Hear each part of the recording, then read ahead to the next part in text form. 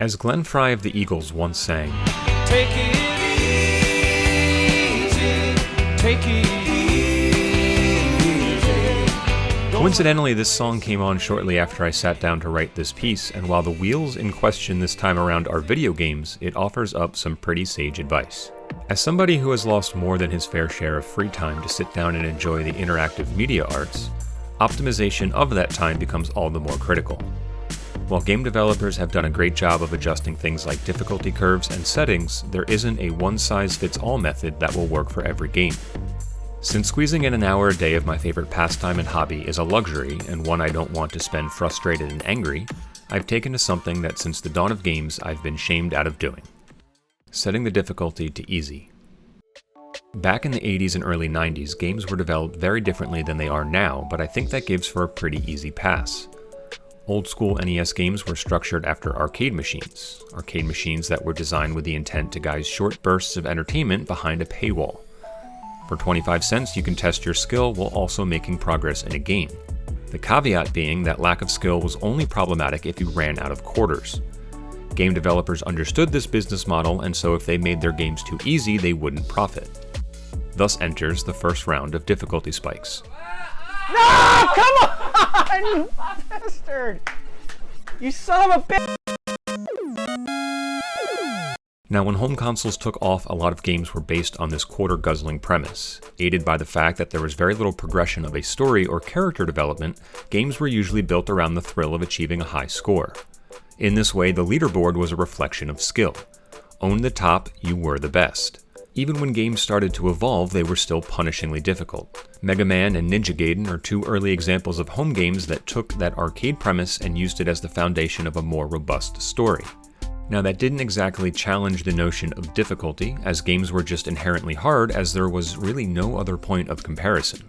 The earliest recollection on record, for me anyway, was Wolfenstein 3D, a game booted up via MS-DOS through an old PC Games magazine demo disc.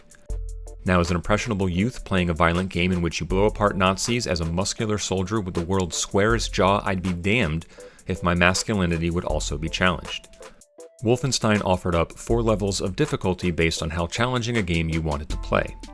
It's also a really early example of difficulty shaming. If you weren't good at the game, playing on easy is certainly an option, as long as you don't mind being called a baby. If the pixelated image of that strong He-Hulk in a bonnet and pacifier wasn't enough, adding insult to injury was the clever names associated with easy mode. Can I Play Daddy was not just the easiest setting, it insinuated you were not even in the same league as a grown man and needed permission to play the game at all. Who is your daddy and what does he do? Later on in college, playing Halo 2 and then 3 was as much a staple as going to class, and one of the biggest things I remember when playing online was how the emblem would change depending on which difficulty level you completed the campaign on. Seeing the easy shield was humiliating, while the legendary shield was the mark of a great player, somebody to fear when you played against them online. The stigma here was advertised superficially through those shields as a mark of skill if you were good, and the shame of wussing out if you were bad. During video game infancy, there was often a hard edge associated with video games, as they were still part of the subculture, especially compared to their dominance today. As if it wasn't enough to get made fun of by the reigning champ, and I'm using an old expression here, holding quarter at the Street Fighter or Mortal Kombat cabinets, being shamed in your own home was commonplace too. Several games in this era put limits on easy mode, only allowing you to play up to a certain point.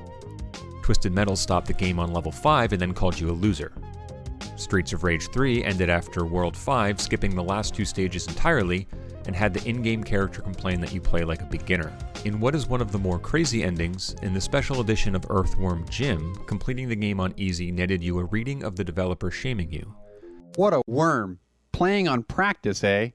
Well, you'd better step up the difficulty setting if you want to see the real ending. In the meantime, though, what are worms? He calls you a worm for playing on easy, then proceeds to ramble on for 5 minutes on worm anatomy, highlighting the fact that the worm, he called you, are in fact spineless creatures. It's one of the most weird endings I've seen, and although arguably it's tongue-in-cheek, it still underlines the sentiment at the time in the early 90s. Either you were good, or you were a wuss. Over time, game developers found ways to transition from easy, medium, and hard to novice, beginner, and casual. A little nicer, but with a small amount of stank tacked on. Do not go in there. Woo! Most recently, games opt to call this a story setting, a way to play through the game to experience the narrative elements while putting the bulk of the challenge on the sideline. Death Stranding, the long-awaited game from Hideo Kojima, received a lot of slack for offering a very easy mode. Kojima defended his decision, saying that very easy mode is for movie fans, since we have movie actors. One of the things I start to look for in games now is if you're able to change the difficulty after you start, and while more games are doing this nowadays, some lock you into your starting difficulty selection.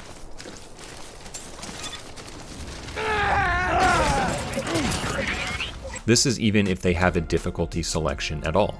Games like Resident Evil 4, Metal Gear Solid 5, and a load of sports titles may implement an adaptive or dynamic difficulty setting that works behind the scenes to change things based on player skill and progression without the player even knowing.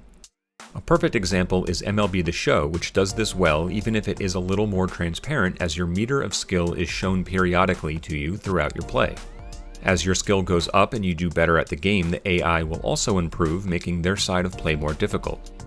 When you start to slump, the game will relent and allow you to find your footing again.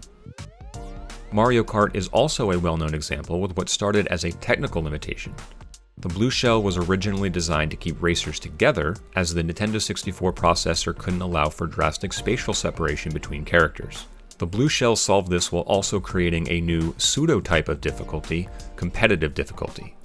Winning by a lap isn't fun, while knowing you are in 8th place with no chance to get back in the race isn't fun either. Playing MLB The Show and being up 15 runs in the second inning just makes the rest of the game feel like a chore.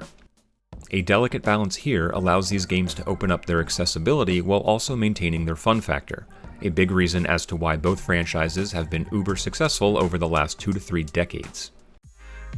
All of that aside, as somebody who has been continuing the game well into his 30s and balances this hobby alongside a demanding career, relationships, and other personal endeavors, is that I've learned one simple fact.